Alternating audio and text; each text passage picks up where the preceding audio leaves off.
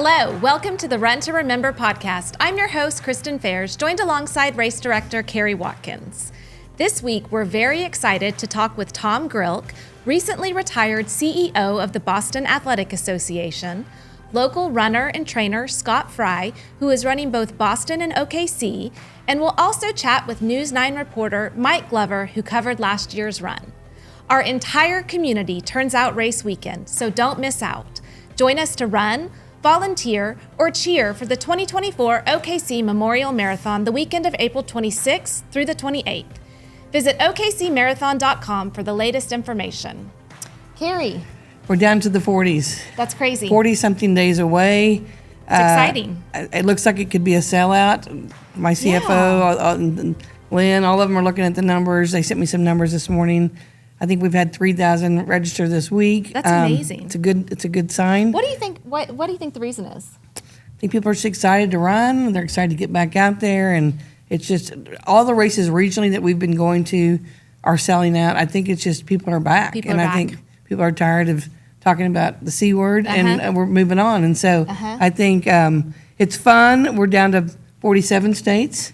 Amazing. Someone from Delaware signed up, so we're down to West Virginia, Vermont, and Rhode Island. So if you guys know someone, we let them have your extra bedroom, show some Oklahoma hospitality, and bring in your friends. Oklahoma standard. Absolutely. But volunteer slots remain open.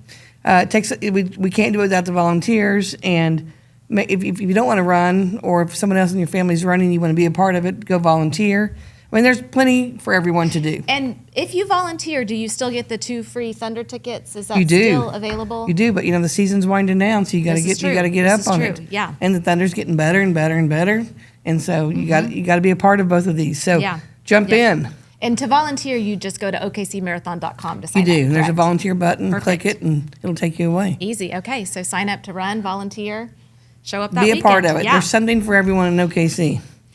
Our first guest is an expert in the field and a longtime friend of the Memorial Marathon. Thomas Grilk, you recently retired as the CEO of the Boston Athletic Association, joins us today. Thomas, we are so glad to have you here in person.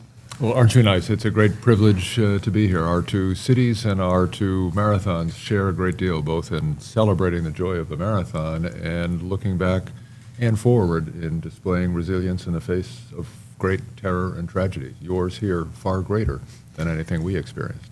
Well, Tom's been a great friend to us, and anytime I've ever called or texted or emailed, he's always answered, within minutes.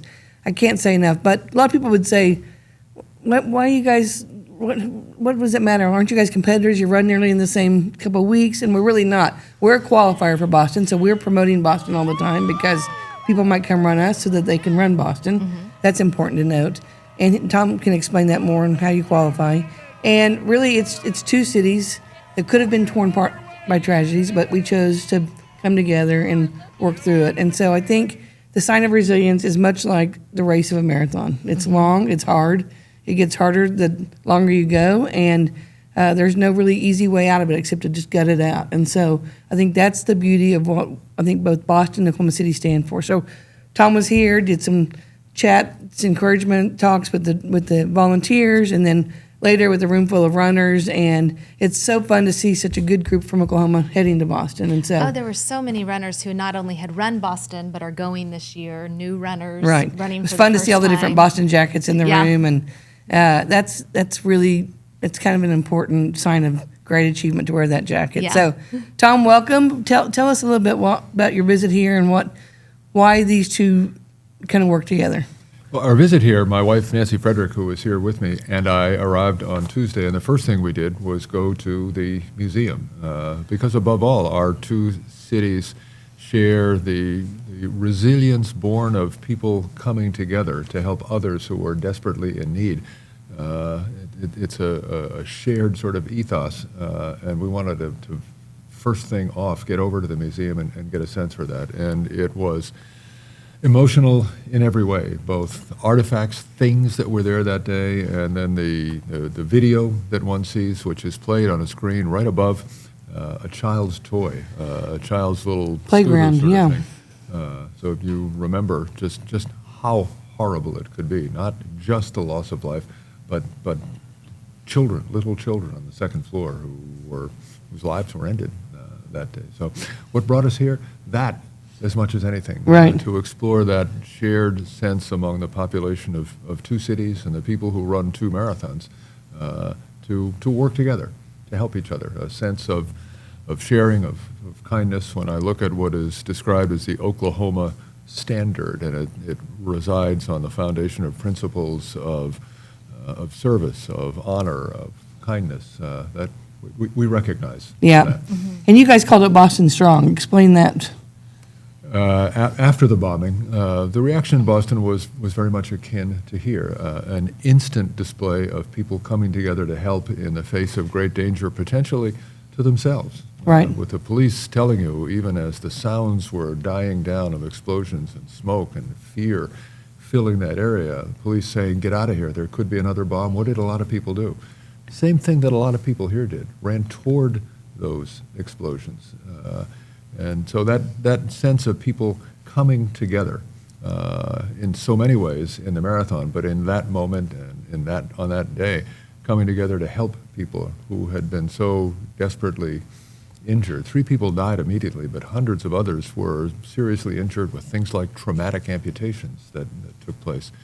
So that sense of people doing something together and having the sense of being in it together, and beyond that, the sense that nothing would cause them to give in, came to be known under the banner of Boston Strong. And all those T-shirts and other items of paraphernalia you would see with Boston Strong, it was nothing that any of us at the Boston Athletic Association created or anybody else. A couple of college kids made up those T-shirts. Is that right? And sold them. Someone came to me and said, they're stealing BAA intellectual property. Don't you want to stop that?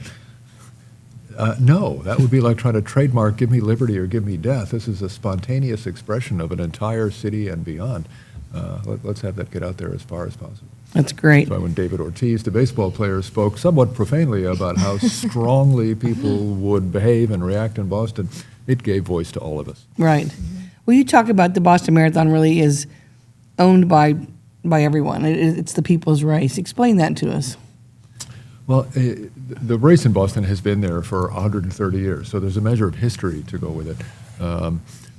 But not only for runners, but for everyone who is around that race, there is a shared sense of ownership. The runners, the 9,500 volunteers that come out every year, who return at a 94% That's rate incredible. annually, the hundreds of thousands of spectators who are out there, the 1,800 medical volunteers, the 4,000 public safety people, all the people who live out along the course and who come out to cheer, who have done it for generations, to the same place on the course. It is very much their event. They have a very proprietary sense for it. I did a little TED Talk once, the title and the substance of which was, in Boston, everyone owns the marathon. Those words were merely an observation of something that was true rather than anything that was created. And the Oklahoma City Marathon is a qualifier for the Boston Marathon. It I is. think that's something that we're proud of. And can you just kind of share a little bit about the qualification process and what it means to be a Boston qualifying event? The Boston qualifying events are marathons around the country and around the world in which people can go run to qualify, to meet the qualifying standards to get into the Boston Marathon, which is the only marathon outside of the Olympic Games that you have to run elsewhere to qualify for. And you have to meet a standard appropriate to your age and gender, which is very challenging. If you do, you're in about the top 12% of marathoners around the world in your age and gender. Now, Wow. Oklahoma City is also a qualifier for the World Marathon Majors age group ranking system. So age group world champions are selected every year at the World Championship Marathon, and you can get yourself qualified for that running here in Oklahoma City as well. And you might be running in Melbourne or in Sydney, Australia, or in any of a number of cities around the world. So running in Oklahoma City leads to a lot of other interesting places. things. Yeah. Yep. That's And incredible. We have probably, Carrie, about 100 runners running Boston this I year, think do you between 80 and 100. I'm not sure exactly, but it's I think a pretty good number. And we're excited to send them there and cheer them on, and hopefully they're going to come back and run one of our races. Right. And in 10 some days way. later, yeah. Yeah, well, Yeah. it's nice because a lot a lot of years or some years, Same week. it's the same week. Monday. So this year you've got a little time to recover. Right. Yeah. A lot of times Boston's on Monday and we're running on Sunday. So I think we give you 9 or 10 days this year, so or 2 weeks, whatever. So Any tips for those runners coming from Oklahoma for the first time? Oh, if you're a first-time runner, most broadly, enjoy it. There's a lot of people. There are 30,000 people crammed into a little 2-lane road that's the same route that's been in use since 1897. So there's not a lot of space there. It's not like coming to Oklahoma City where you're running across broad roads Right. and with a lot of space. Slow down on the first mile because it's downhill, and if you push too hard, you'll hurt your thighs, your quadriceps, such that it gets bad going downhill later. And most importantly, save energy to enjoy the finish.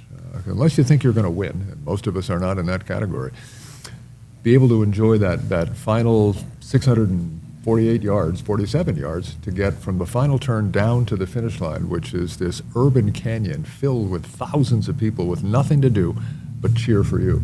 Make sure you savor that, because that's not going to happen anyplace else. All the other major marathons finish in a park, which are pretty, they're bucolic, but they're kind of silent. The finish in Boston is unlike any other. And so really Boston is, a lot of it is a straight shot, but it's not that easy. Talk about the ups and downs and It is hilly, yeah.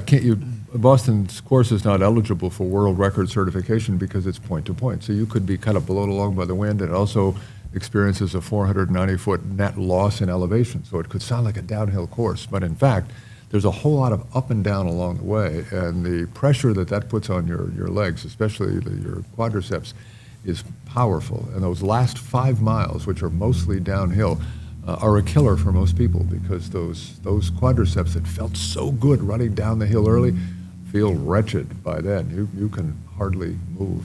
So best advice is take it easy so you can enjoy all of that. What about people trying to qualify for Boston? I know sometimes that can be a hard process of maybe you miss it by a minute or so. Any advice for people who are trying to achieve that goal of getting to the start line of Boston someday? Yeah, which in many ways is the hardest part of the Boston Marathon. Is Right. Getting to the starting line. Now let's see. What do they you wear feel? those qualifier shirts with great pride for a reason. Yeah. And what is it like to just miss? Well, I was a frequent failure myself at qualifying before I finally did. Make sure your training suits you the best. There are now lots of groups around you can run with where you can find what's best tailored for you. For most people, I would say, yeah, you got to have a long run once in a while. And in addition to that, get out on a track or just while you're running, do some fast-paced work. It used to be called fartlek, which is, I think, a Scandinavian word for speed play. Just as you're running along, pick it up really hard to race pace and beyond for 4 or 5 telephone poles or trees or whatever it is. That's a real help that most people, I think, don't do enough of. But find out what works best for you because it's very, very different for everybody. Very individual. Well, since we have you here, we have somebody, our next guest, Scott Frye, is running in Boston for the first time. He actually qualified in Oklahoma City last year, which is exciting. We love when people qualify at OKC. So we thought it'd be fun to have him join us too and see if he has any questions to Scott, ask come you on in. before you head out. I think Scott is somebody who's got answers. He's the guy that qualified. I feel fortunate enough to have qualified, especially this year with the stringent standards that were there. So I feel I'm honored to be able to go to Boston this year. Delighted to have you. I'm not so sure about fortunate. My father used to tell me that luck is frequently the residue of design. I think there's a whole lot of design going on for you. There could be. So my biggest question, I hear about Heartbreak Hill all the time, and it's very famous. But I'm more concerned, is there anything after Heartbreak Hill that I need to be concentrating on to make sure that I finish strong? Principally the other side of Heartbreak Hill. You get up there, it's the 4th of 4 hills. Actually, the first one is much steeper and longer. Heartbreak Hill, if you went out on a training run, I've had people go out there or even run the race and say, wait a minute, that was it? So you get to the top of that hill and you'll make that nicely. What you really want to be careful about is then you start going down. And don't get too carried away with going down too quickly because it will hurt. And then you'll get out and turn the corner into Cleveland Circle and you'll go down again. And you'll get to Brookline, Coolidge Corner in Brookline, you'll go down again. And the downs really hurt unless you're ready for it. So in training, what's really good is to do some downhill running. Bill Rogers, who won the race famously 4 times, was really best at going downhill. For those of us who would go out and train with the likes of him, way behind, what we would find ourselves doing was we'd go run on the Boston Marathon course, and most of the important work was downhill work to be ready for that on that course. Very good. Giving you something to work on the last 30 days, Scott. Yeah, that's good. Yeah, and if you don't have Downhill. downhills, then the speed play, the fartlek work, the pickups help Yes. with that because they hit the sprinter muscles. Then most of us just use our hamstrings when we're running long distances. Right. Very good. Thank you. Yeah. Well, Tom, we're going to thank you and let you scoot out, and we're going to talk Yeah, to we'll Scott talk some to more. Scott and here in just a minute. thank you very much. To you, thank you, and Scott, may it be a grand day. Continental Resources has been a valued partner of the Memorial Marathon for more than a decade. Continental's employees have provided a true celebration of life for runners, spectators, and the community, sponsoring the Finish Line Festival in Scissortail Park. Hello, my name is Blue Halsey. On behalf of Continental Resources, we are honored to be part of the Oklahoma City Memorial Marathon. This marathon is about celebrating life, cherishing memories of loved ones, and acknowledging the resilience of this wonderful community we all call home.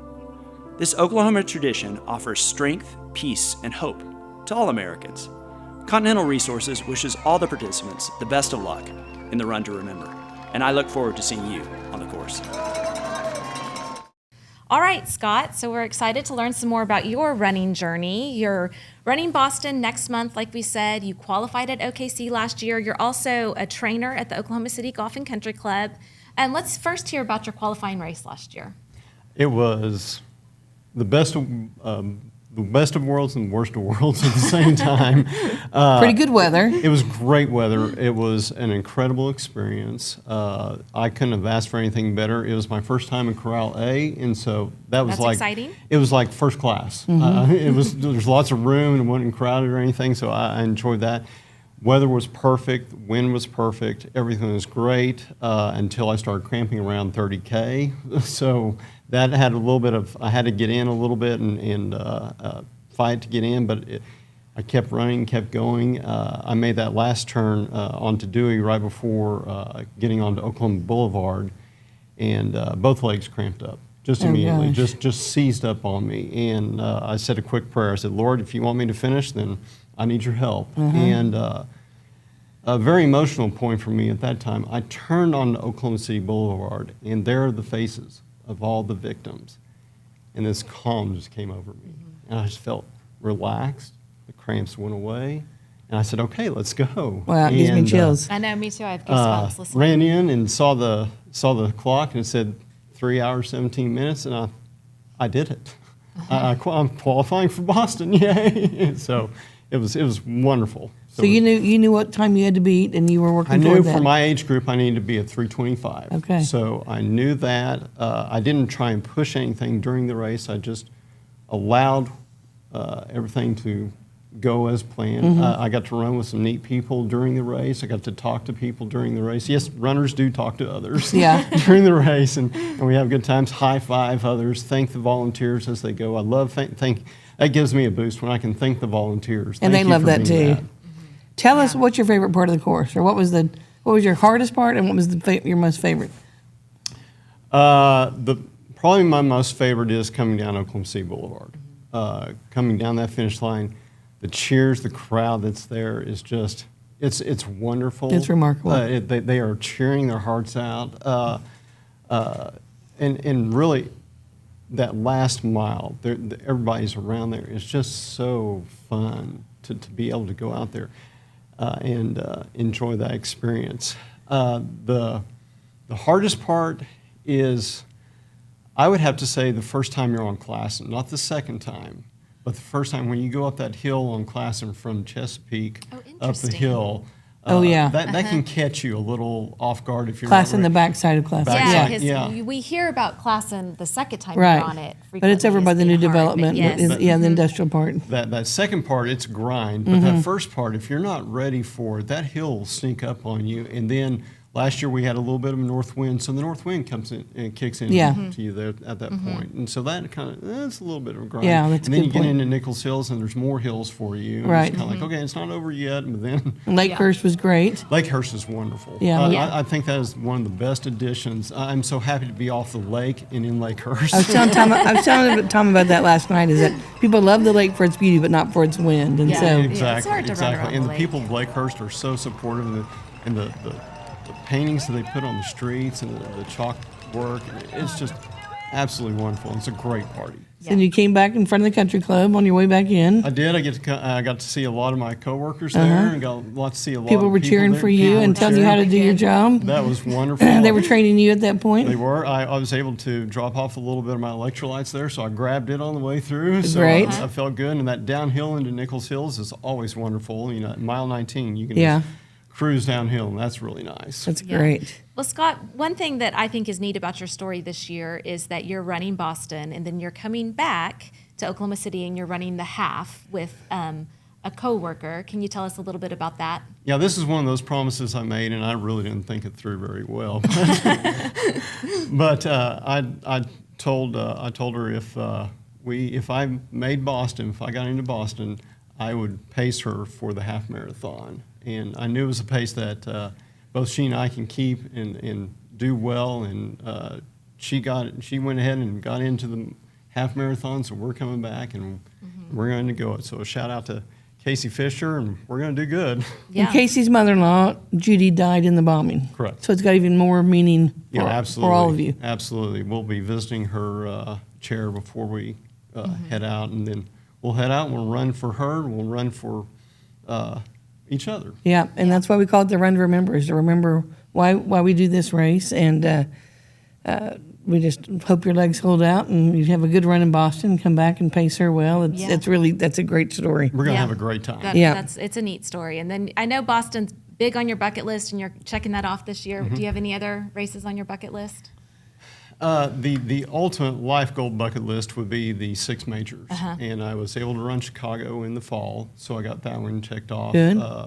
And then now Boston. So, probably the next one up, if I could ever do it, would be New York, and then who knows? Who knows? Yeah, Tokyo, across the Berlin, and pond. London. Yeah, Exactly. across Yeah. the pond. London, Yep. Tokyo, and Our Berlin. friend, Joan Benoit, Joan single Benoit, yeah, we call her Johnny, but she just finished Tokyo and got her 6th race in, and it's so fun to see that from her. I mean, she's literally a legend. She'll be back race weekend this year, but you'll have to talk to her about that. But she just finished Tokyo, and that's a big accomplishment, and it's a Absolutely. huge deal. Tom was a part of establishing that chain of events too, and I just think really how great it is that you can literally go into these other major cities around the world and find a community of runners and celebrate life. It's such a great. Absolutely. And it's fun to go. It's fun to experience the other marathons. But I have to say, probably the first 2 miles into Chicago, all I could keep thinking about was, I really want to be back in OKC. I'd much rather run here. That's fun. Yeah, we always love to hear that. We are told that it's hard to beat the crowds. It really is. And It the really is. environment, yeah. The environment here is, it was on par with Chicago. I enjoyed it. Of course, Chicago has a lot more mass of individuals Right. to bring, but the enthusiasm here and the crowds throughout the course, you don't just get them sporadically, you get them throughout the course. Yeah. And that, it really does help all the Yeah. runners. Well, That's we will great. be cheering you on, both Boston and cheering you and Casey on. Yeah, OKC we'll be for the watching half. for you and praying for you and wishing the very best. We know you'll Yeah. do great Thank things. you very much. Thanks, Appreciate Scott. it. All righty, joining us now is News 9's Mike Glover. You might have seen Mike's Something Good segments on the 6 p.m. newscast. Mike was part of News 9's live coverage last year. All right, Mike, welcome. Thank you. Tell Glad us- to be here. Yeah, we're glad to have you. Tell us something good. Something good is we're going to have a marathon. That's again, awesome. And We're- it's going to we're- be on News 9. So, yeah, we're excited about it. Are you And- running? I am not running, unfortunately. He's because I running have to work. Oh, because you have to But work. I would run. I would. Sure you would. Maybe. So last year you were on the course. What are you doing? Yeah. Tell us what you saw and where So- are you going this year? So last year, I was at the Relay Exchange over like the 63rd class and area. Over by Chesapeake. And yes, really wasn't sure what to expect. But it was so much fun, and everybody was excited, and you saw the people kind of stretching and getting ready and not really knowing what to expect. As they exchanged, it was like, man, this is really, really cool. Of course, we had to be at work at like 3:30, 4 something in the morning. It was like, oh my God. Middle of the night, but Early, just early. just one day a year. We Yeah, said. but we drug in, and it was like, okay, let's go, guys. And everybody kind of got pumped up and excited. So, yeah, it was a fun time, really fun time. Are you going back to the same spot? I don't know. They I haven't would given love assignments to. yet, I huh? hope so. That was fun for me. So, yeah, so we got to talk with everybody and all the volunteers that were there handing out the snacks. And so, yeah, it was a good time. Yeah. And Mike, you're from Oklahoma City, so you were here when the bombing happened. Yeah. Yeah. Can you kind of talk about that and just what it means to you to now be covering this marathon that's a celebration of life, of the events that happened in 1995? Yeah, so I remember that day. I was working at KSBI, who, under different ownership at the time. Thank God they work for us now, the Griffin Station. We're all together. But I was working there, and we were in the control room and with my boss at the time, and we heard kind of like a big loud noise. And we were kind of like, what was that? And not really thinking any more about it. And so he went outside, and we could kind of see, what had happened. Blame, yeah. Yeah, and so we started changing the channel and trying to see what was going on. But I just remember that time, it was like, oh my gosh, and not really even knowing or understanding how big this was. And so I remember going to work like the next week or that whole week, and it was dark outside, but you could see downtown lit up as the workers, they were still doing the rescue efforts. Right. And just seeing those, like downtown lit up and all the media that was here, and it was like, wow, this is really, really big. And so, not proud of it in a good way, but it was like, it kind of helped you understand exactly what was going on at the time. Right. So, And fast forward now 29 years, we run this race to remember and to celebrate life and to just not take life for granted. I think make sure people do whatever they can to celebrate and to remember and to move forward. yeah, it was really kind of, one of the things that I remember about the race last year is we had finished with our course and at the relay, and we were trying to get to one of the other reporters that needed some gear or something. And so we were trying, and we couldn't get to him. We ended up back where we started because we were going like in circles and just seeing the people, and cheering them on and all the, it was like, man, this is really, really cool. Just seeing all the people on the streets, and, we got to the crew, but we couldn't get to them. So we drove right past them and like waved. But yeah, it was really a sense of pride of, man, this is Oklahoma City. We That's are doing great. this. Yeah. Your News 9 segment focuses on doing good. Mm-hmm. How does the marathon show good things come out of tragedy? How do you correlate those two? Wow, that's a good question. I think because Oklahomans are resilient, and we took something that was meant to destroy us, and we made something good out of it. And so the city has grown from that, and it took that for us to come together, I think. And so we, now we look at the marathon, and I don't know that there would be a marathon, and especially not one as big had we not gone through that. But we got through it, and we got through it as a city together. Right. We'd take it all back to give the 168 lives Of still be here. course, yeah. But sometimes you're given these challenges and you're faced with what do you do, and you can go one way or the other. And I think you look around at the people and the runners and the spectators and the people handing out water, just the strength they have to come out. And many of those are family members, survivors, or first responders who are either running or serving in a way to say thank you. When you're putting that medal around your neck, it's usually a family member, or survivor, or first responder. Wow. And so that is really kind of their way of saying thank you. And so I hope that's part of the doing good that we still see in the Oklahoma Standard today. Yeah, we are. I mean, Oklahoma, you have to kind of live here to get it. Right. A lot of people don't really understand Oklahoma, and that's fine because we do, and we know who we are, and it's that sense of pride of being here and understanding what we went through, Right. and who we are today. Well, we're looking forward to seeing you along the course, and there'll be 23,000 runners, we hope, many from hopefully all 50 states, and there'll they're going to get a little bit of taste of the Oklahoma Standard. Yeah, So, it'll be a fun day. Thanks, Mike. Thanks for joining us. Thank you, guys. All right, Carrie, we've got some exciting we things to do. share Someone today. gave me a bag of goodies. We've got some new So merchandise I brought that's you a out. hat that you like. I love it. It has got little, what do you call these? Icons. Icons, thank you. That are all over the Oklahoma Yeah. City course. They're Yep. on your logo Yep. and Gorilla Hill. Water bottle, because you can't have enough water bottles.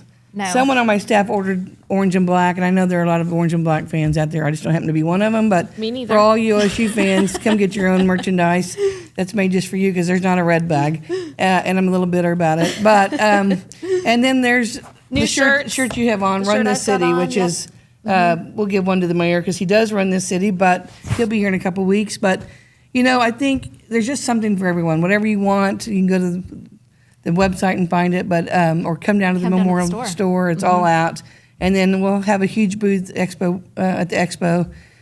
This really is just designed to put out there and just to kind of celebrate what we're all Yeah. trying to do together. Yeah, it's fun. It's fun. And I've always said this. It's fun now on the weekends when I'm out driving around.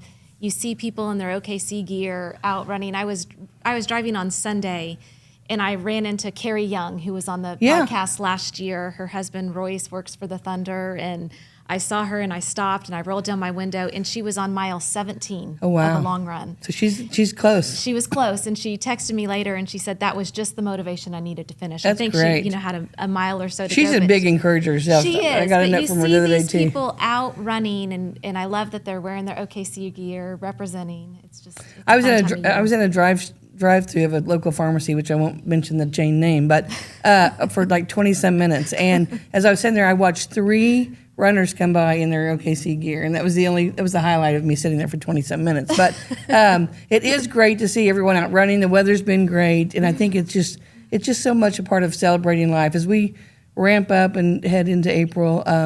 It's a hard month for a lot of people in the city, and for the families and survivors, April brings a heaviness to them. But that last weekend of marathon brings a lot of happiness, and they all look forward to that. So we can't thank the runners enough, the spectators, the volunteers. We wouldn't everybody. be here without any of We you. can't do So it without thank any you. of Thank you. Well, that's a wrap for this week's episode of the Run to Remember podcast. The Run to Remember takes place the weekend of April 26th through the 28th. We want you to catch every episode of the Run to Remember podcast, so please subscribe, and if you like it, share it. Visit OKCMarathon.com and follow the Oklahoma City Memorial Marathon on Facebook, Instagram, and TikTok for all the latest updates. This is your host, Kristen Fairs. Let's marathon.